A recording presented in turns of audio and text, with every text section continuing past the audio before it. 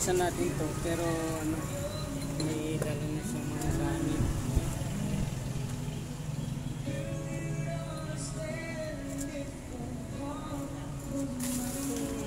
Ang ganito mas mabigat. Ano ang kaibahan nito tsaka dito sa mabigat sa magaan?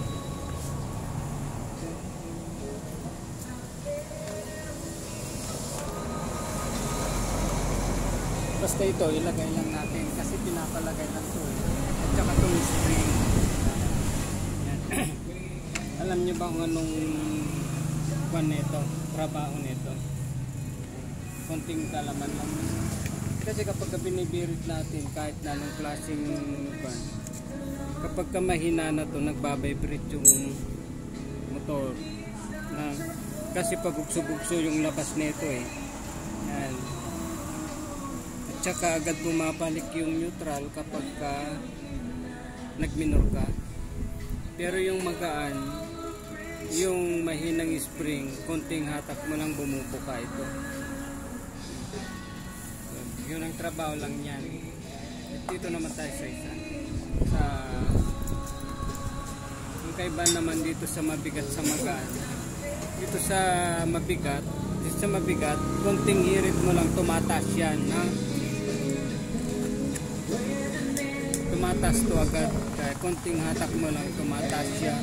Itong magaan, kung di mo barurutin, hindi yan tataas.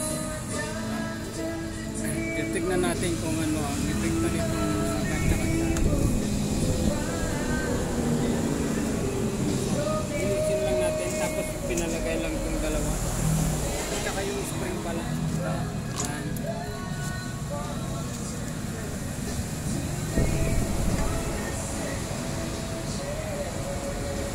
Sana maging successful tayo sa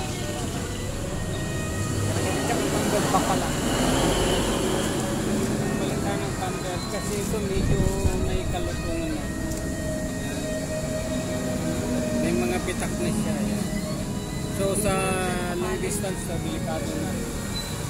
Pag may mga pitak na yung pambel, delikado ito kapag ka-uminit, doon siya napuputol.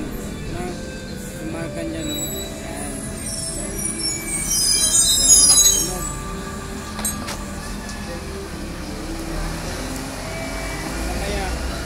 Follow up tayo kapag nalagay na. O, lagi naman ganun. Follow up pero mawawala.